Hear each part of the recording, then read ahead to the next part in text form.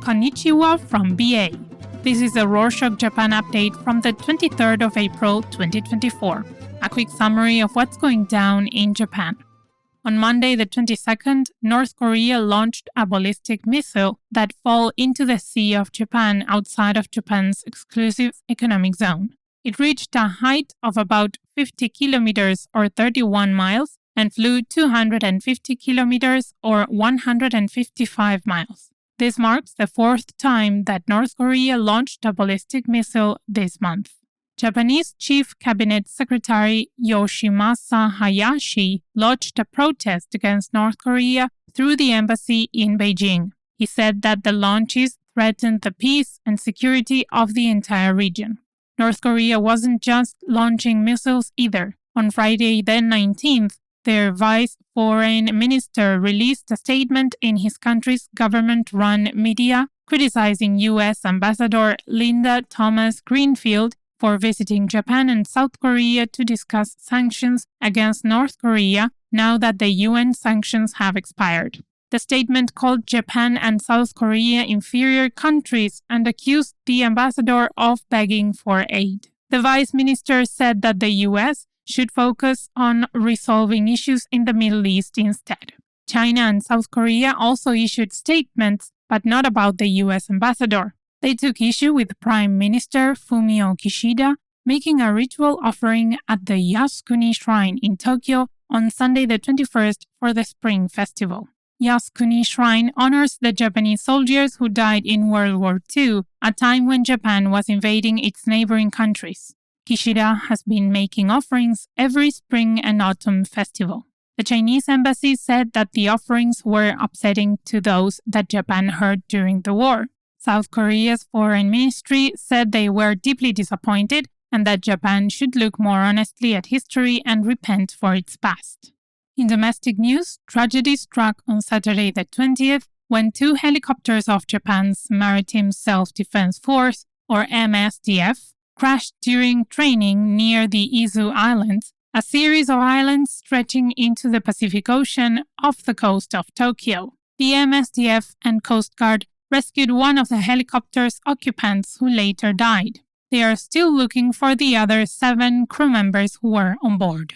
The defense minister said that they found parts of the aircraft in the sea, including the flight recorders. The helicopters were conducting nighttime training to search for submarines. The ministry said it believes that they might have collided mid-air and on Monday the 22nd started analyzing the data from the flight recorders. To be safe, the ministry is grounding all helicopters of the same type until they have finished investigating. Unfortunately, that wasn't the only recent tragedy.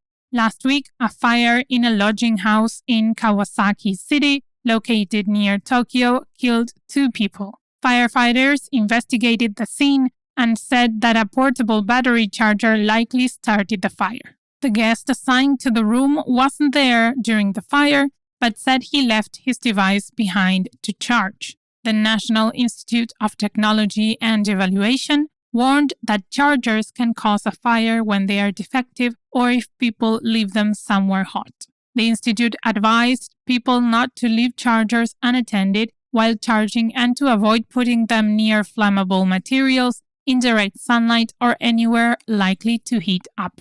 For the latest in business, on Friday the 19th, the Ministry of Economy, Trade and Industry said it plans to give 72 billion yen, or $470 million, in subsidies to 5 companies to build supercomputers that can take AI to the next level. The ministry aims to reduce Japan's reliance on U.S. tech firms for generative AI, which has spread it far and wide in a very short time. They said the subsidies are crucial for national security. The subsidies will cover 1/3 of major companies' costs and half of smaller firms' costs. The ministry will give the largest amount to Sakura Internet, an IT firm, at over $2 million. Japan's government isn't the only one with high expectations for Japanese tech. OpenAI, the creator of ChatGPT, announced that it would put its first Asian office in Tokyo. They hope to create a new language model specializing in Japanese language and culture. They plan to work with the Japanese government in developing rules and guidelines for generative AI technology. An expert on tech startups said that this situation is similar to when Google looked to create a new branch in Japan. He also said that, in general, Japan's government is very open and welcoming to new AI technology, with some municipalities across the country using it to generate schedules, post notices, and so on. Many of the big tech companies, including Google, are already looking to expand their services in Japan, so OpenAI is in for a lot of competition. But as daunting a competitor as Google is, the government has been scrutinizing it lately for monopolizing the market.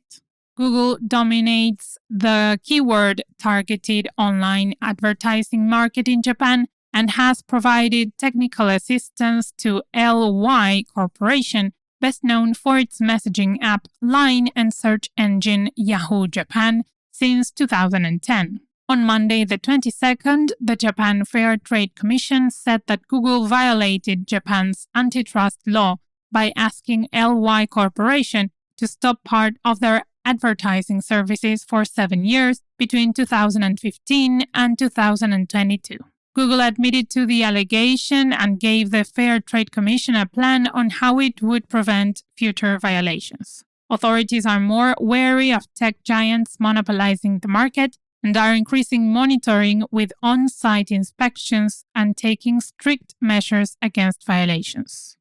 Hopefully, authorities will give equal scrutiny to Konan Medical Center, a hospital in the western city of Kobe, where Mr. and Mrs. Takashima, the parents of the late Shingo Takashima, a 26-year-old doctor who worked there, are suing the hospital for $1.5 million for the death of their son.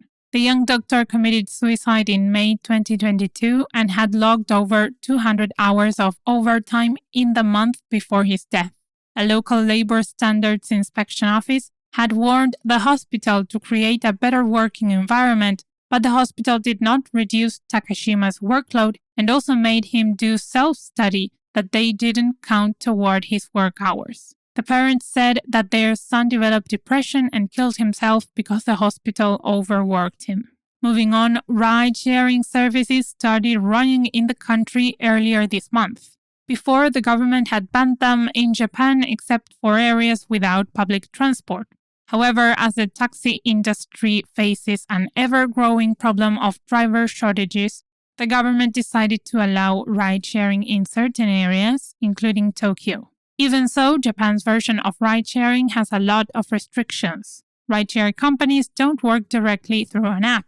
They have to partner with taxi companies, which hire drivers and operate the services. The idea is that the taxi company will be able to properly train drivers, carry out inspections, and make sure that the passengers are safe. The ride-sharing apps still work almost the same as in other countries, except that users can choose a taxi or rideshare. If things go well, the government may allow such services to expand and pull back restrictions further. In sports, baseball star Shohei Ohtani set a new record for most home runs by a Japanese player on Sunday the 21st. Hideki Matsui held the old record, having hit 175 home runs after playing in over 1,200 games.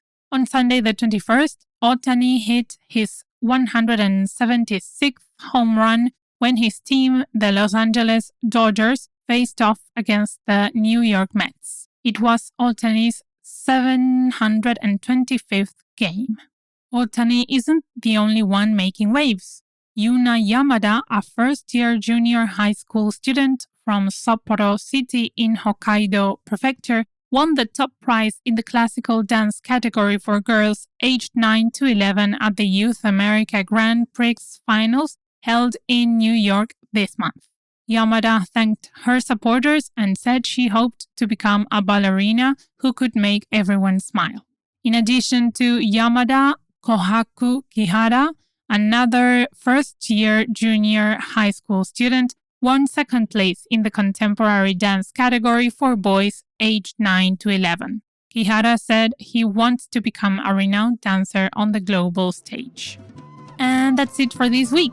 Hey listeners, we have an unusual question for you. Have you ever had to choose a restaurant to go to, or a movie or something with a group of friends or family, and it was not so easy to choose, took a long time and was just difficult and maybe a bit unpleasant? Rorschach is working on a way to make that much easier. If you're interested, we could use your help. If you want to help out or try it out, let us know at info@rorschach.com. And thanks, matane!